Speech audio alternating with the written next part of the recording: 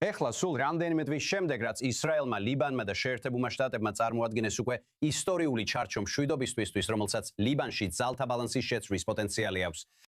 მაშინ როცა ყურადღება ეხო დიპლომატიიდან განხორციელებაზე გადადის, მაგრამ მაშინ როცა ვაშინგტონი ყველაფრის წინ წაწევას ცდილობს, ჰეზბოლა ამას მთლიანად უარყოფს. რა თქმა უნდა, და ნამდვილი ცეცხლის შეწყვეტა ჯერ არ დაწყებულა.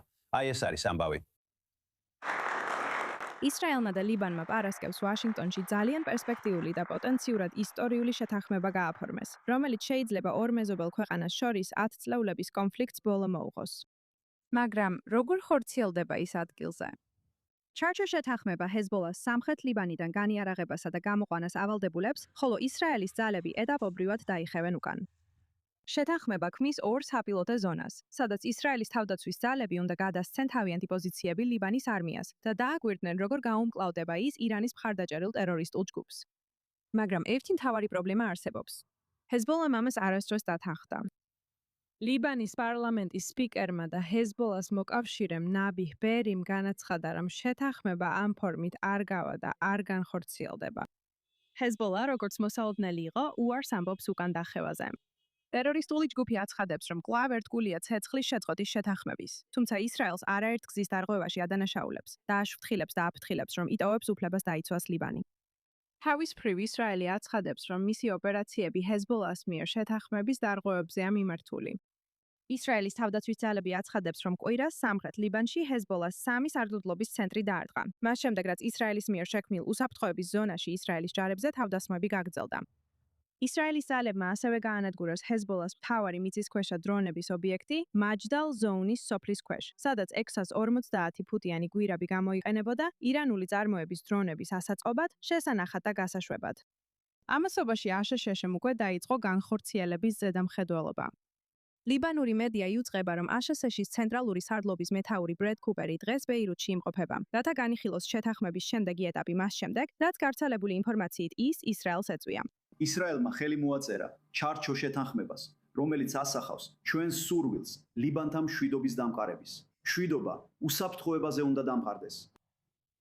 და უსაფრთხოება ჩვენს ჩრდილოეთ საზღვარზე შეიძლება მიღწეულ იქნას მხოლოდ ჰეზბოლას განიარაღებით. ამ ეტაპზე ისრაელის მხრიდან მნიშვნელოვანი გამოყვანა არ განხორციელებულა და ჰეზბოლამ არაჩვენა არანაირი ნიშანი, რომ მზად არის განიარაღდეს. ეს ნიშნავს, რომ შეთანხმების ყველაზე დიდი გამოცდა მხოლოდ ახლა იწყება. ეხლა ჩვენთან ერთად არის ისრაელის თავდაცვის ძალების რეზერვის ლეიტენანტ პოლკოვნიკი სარით ზახავი, რომელიც არის ალმა-კვლევისა და განათლების ცენტრის დამფუძნებელი და პრეზიდენტი, განსაკუთრებით ჩრდილოეთ ისრაელში. ყოველთვის სასიამოვნოა თქვენთან საუბარი. სარით, მადლობა რომ აქ ხართ. მოხედეთ, ეს მართლაც მნიშვნელოვანი ნაბიჯი იყო ასეთი შეთანხმება ბეირუთსა და იერუსალიმს შორის. შეიძლება ითქვას, რომ ეს პირველი შემთხვევაა თანამედროვე ისტორიაში სულ მცირე ამ ორ დედაქალაქს შორის. მაგრამ რას ნიშნავს ეს სინამდვილეში? ცხადია, იცით, ისრაელში დიდი სკეპტიციზმია იმის შესახებ, რა შეიძლება მოხდეს ამას. ნიშნავს თუ არა ეს აუცილებლად იმას, რომ ლიბანში სამოქალაქო ომი დაიწყება, თუ ეს შეთანხმება უნდა ამოქმედდეს, ანუ შიიტებსა და დანარჩენ სექტორ ჯგუფებს შორის ბრძოლას. დიახ, რა თქმა უნდა, ეს ნამდვილად რაღაც განსხვავებულია, რადგან ბოლო პერიოდში რაც შეთანხმებები ვნახეთ, ეს ყველაფერი ცეცხლის შეწყვეტის შეთანხმებები იყო. და აქ პირველად 80-იანი წლების შემდეგ ხედავთ შეთანხმებას, რომელიც ორი ქვეყნის შორის მშვიდობის დამყარებას ისახავს მიზნად, ეს ნამდვილად ცვლილებაა და ამას არ უნდა შევაფასოთ უმნიშვნელოდ. ამავე დროს, ყველაზე დიდი პრობლემა კვლავ ჰეზბოლაა. და თქვენ სწორად აღნიშნეთ, რომ ის უარს ამბობს განიარაღებაზე და ასევე სამოქალაქო ომით იმუქრება. ლიბანის მთავრობას ძალიან დიდი სიმამაცე დასჭირდება ჰეზბოლას წინააღმდეგ და მოუწევს ქმედითი ნაბიჯების გადადგმა, მათ შორის დაპირისპირებაც. და მათ მოუწევთ თავიანთი ქვეყნის დაცვა. წინააღმდეგ შემთხვევაში არაფერი შეიცვლება. თქვენ ფიქრობთ, რომ ისინი ამას გააკეთებენ? ანუ უბრალოდ რომ ჩაგეჭრათ ეს ამ თავარი, ხომ ასეა? თქვენ ფიქრობთ, რომ ისინი ამას გააკეთებენ? ჩვენ არ ვიცით. აქამდე მათ არ გაუკეთებიათ.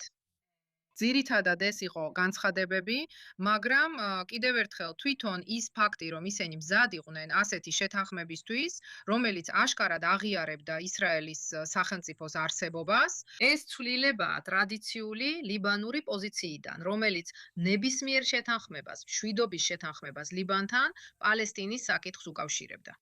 და ეხლა ორივე ვუნკლავდებით იმას, რაც უფრო მტკივნეულია ჩვენთვის, ორივე მხარისთვის, ანუ ჰეზბოლას. ამიტომ კიდევ ერთხელ ვერ ვიტყვი, რომ სიტუაცია დრამატულად შეიცვალა, მაგრამ არ მინდა და კონკრეტული შეთანხმება შევაფასო უმნიშვნელოდ.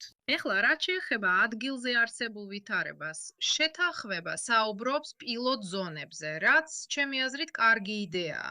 და თქვენ უკვე ნახეთ, რომ ამერიკელი გენერალი ამ საკითხს უკვე ყურადღებას აქცევს და იქვე დადის. რაც ძალიან კარგია, ამ კონკრეტულ შეთანხმებაში განსაზღვრულ პილოტ ზონებში არის ის, რომ ისინი ისრაელის საზღვართან ახლოს არ მდებარეობს. და ეს ძალიან მნიშვნელოვანი იყო, რომ ამ შეთანხმების სიცოცხლის უნარიანობა ჩვენს ბავშვებზე აქ არ გამოგვეცადა. ამიტომ ისინი საკმაოდ შორს არიან, დაახლოებით 10 კილომეტრში ისრაელის საზღვრიდან. ეს ძალიან კარგია, ეს კარგი დასაწყისია. და კიდევ ერთი რამ არის ის, რომ ძალიან ბუნდოვანია ზუსტად როგორ იმუშავებს ეს პილოტურ ზონებში. ვინ ზუსტად გაწმენს მათ, იქნება ეს ისრაელის თავდაცვის ძალები, ლიბანის შეიარაღებული ძალები თუ მათი კომბინაცია. და მგონია, რომ აქაც უპირატესობაა ის, რომ ზუსტად არ არის ნათელი, ალბათ მეტი დეტალი შეთანხმების საიდუმლო ნაწილშია, რომელიც უსაფრთხოებას ეხება. რადგან ეს ორ არმიას დიდ მოქნილობას აძლევს, რომ საერთო მიზნის გარშემო იმუშაონ, რაც ჰეზბოლას სამხრეთ ლიბანიდან გაძევებაა. დიახ, სწორად ხვდები, რომ არმიამ შეადგინა რუკები, სადაც ეს პოლიგონები, რუკაზე ამორფული ფორმები, გამოცდის ზონებია, სადაც დააკვირდებიან ან ლიბანის შეიარაღებულ ძალებს კონკრეტულ დავალებებს ან სამიზნეებს მისცემენ ამ ზონაში, ნახავთ როგორ წავა საქმე, როგორც თქვენ თქვით.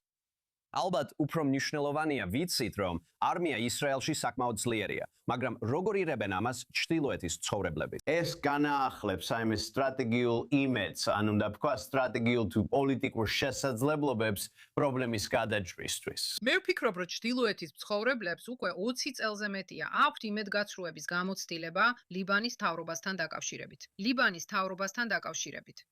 And that's why for ჩვენთვის რეალობის გაგება საქმეებით გაიზომება.